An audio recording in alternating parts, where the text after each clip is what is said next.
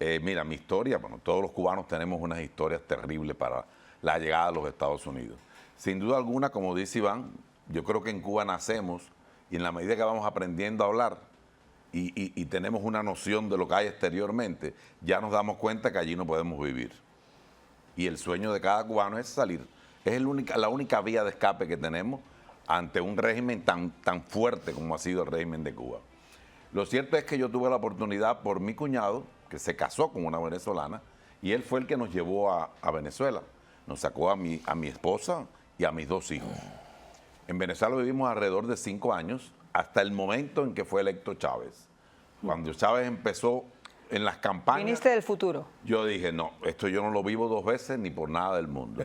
No te puedo decir todas las cosas que hicimos para poder montarnos en un avión que nos llevara hasta México. Y así logramos llegar a México. Saqué un paquete turístico en México para disfrutar de la Ciudad de México, que no la habíamos conocido. Y después tomamos un avión hasta la frontera. En la frontera... Yo me imagino que tuviste que hacer el intento de comunicarte con algún coyote que te ayudara. Sí, no, en la frontera hicimos el intento de cruzar de vía normal, cruzando el puente, sí, para entregarnos a las autoridades, pero en ese momento... ¿Por Reynosa? Por Reynosa. En ese momento no existía un mecanismo creado para poder entrar de esa manera. Entonces no nos quedó más otra alternativa que localizar un coyote. Había una farmacia a una media cuadra del puente, me familiarizo con la mujer, me les presento, tengo 2 niños, si más no recuerdo tenían 9 o 10 años mis hijos. Y le digo a la mujer, ¿usted no conoce ningún coyote? Y me dice ella, me dice, sí, mi hermano lo puede ayudar.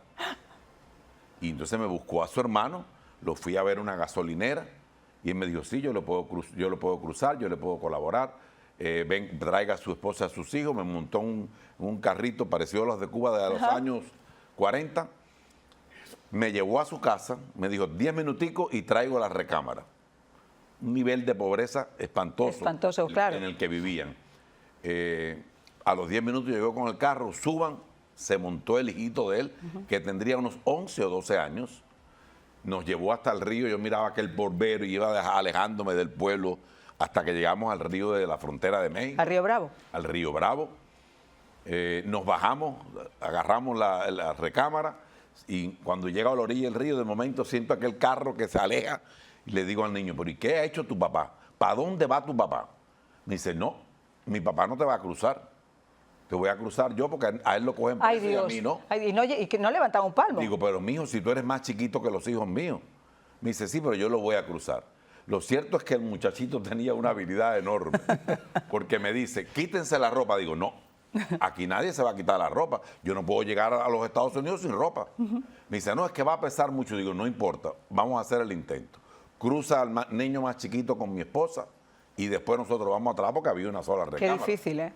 Lo cierto es que le acomodó al niño, acomodó a mi esposa, y eso, una corriente, un río ancho, con mucha corriente. Él cuando va avanzando me dice, mire señor, aquí adelante hay una recámara. Venga para que la coja y usted vaya avanzando. Y yo fui muy confiado a coger la recámara, acomodé al hijo mío, y yo era el que iba dándole, o sea, me sujeté, iba dándole a los pies, como nadando. Pero qué va, cuando yo llevaba 2 metros ya yo no tenía fuerza ninguna. Yo dije, bueno, que me lleve la corriente, porque en realidad perdí toda la visión de lo que estaba pasando con mi mujer. En ese momento me imagino además la preocupación de llevar a tu familia. Y Dios puso su mano y apareció el niño con la recámara.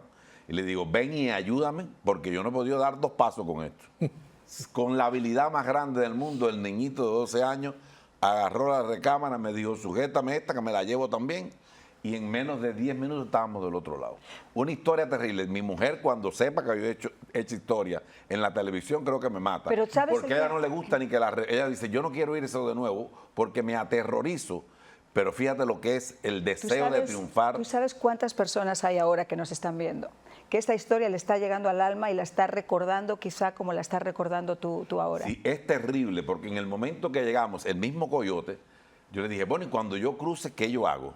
Él me dice, mire, ahí hay una escuela, un tanque, como las escuelas del campo de Cuba, que tienen los tanques altos.